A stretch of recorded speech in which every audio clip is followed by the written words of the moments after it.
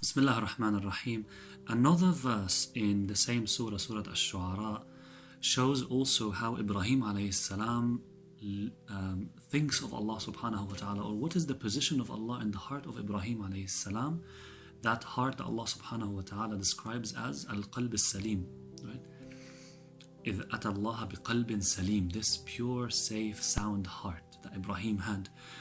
Ibrahim alayhi salam, when Allah says, وَاتْلُ عَلَيْهِمْ نَبَأَ إِبْرَاهِيمَ إِذْ قَالَ لِأَبِيهِ وَقَوْمِهِ مَاذَا تَعْبُدُونَ. Allah talks about the arguments of Ibrahim telling his father and his people.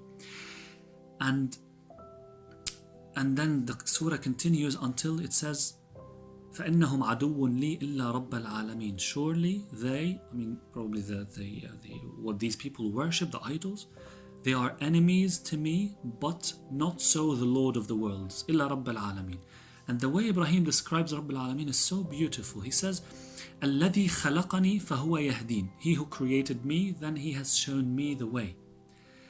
Here, وَالَّذِي هُوَ يُطْعِمُنِي وَيَسْقِينَ. And he who gives me to eat and gives me to drink. That level of detail in a person's life, in Ibrahim's life and actions, as simple as eating, as simple as drinking. He sees Allah subhanahu wa ta'ala as the one who feeds him, as the one who gives him water. To that level of detail does Ibrahim alayhi salam see Allah's influence in his life, Allah's existence in his life, his reliance on Allah. Just like a baby who needs a mother to feed him or her and to give them water. That's what Ibrahim alayhi salam sees on Allah subhanahu wa ta'ala. So he sees Allah as everything in his life. وَإِذَا مَرِضْتُ فَهُوَ يَشْفِينَ. And he who will and when I am sick, then he restores me to health. وَالَّذِي يُمِيتُنِي ثُمَّ يُحْيِينَ. And he who will cause me to die and then give me life. وَالَّذِي أَطْمَعُ أَن يَغْفِرَ لِي خَطِيئَتِي يَوْمَ الدِّينِ. And who I hope will forgive me, my mistakes on the day of judgment. That hope is always existent in the heart of Ibrahim alayhi salam. This is what made Ibrahim alayhi salam have this sound heart. إِذْ أَتَى اللَّهَ بِقَلْبٍ سَلِيمٍ.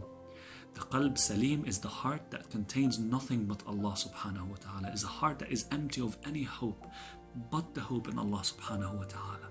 The heart that does not care about anything but what Allah subhanahu wa ta'ala wants. Karbala, the event of Karbala, it was a historical event. There has been massacres in the history. What made Karbala the Karbala that we know is that the people of Karbala were people of sound hearts, were people who said to Imam Hussein alayhi salam, his son said, Ya abatah awalasna ala al-haq. Are we not righteous, O father? Imam Hussein says, yes, my son. Ali Akbar says, إِذَنْ لَا نُبَالِي أَوَقَعْنَا عَلَى الْمَوْتِ أَمْ وَقَعَ الْمَوْتُ عَلَيْنَا. Then we do not care. If we are righteous, if we are doing this on the path of Allah subhanahu wa ta'ala, we do not care whether we die or whether death falls upon us. This is the sound heart that Ahlul Bayt alayhim salam want us to have, and that Ibrahim alayhi salam had. I ask Allah subhanahu wa ta'ala that He may allow us, inshallah, to purify that heart, to cleanse it really from anything that disconnects us from the hope in Allah subhanahu wa ta'ala in the most severe moments, in the most difficult moments, in the moments where hope seems to be absolutely non-existent. It is there that Allah subhanahu wa ta'ala is found, at the moments of the peak of fear, at the peak of anxiety, the peak of uncertainty. It is there that Allah subhanahu wa ta'ala is found in the heart of the mu'mineen. Walhamdulillah Rabbil Alamin.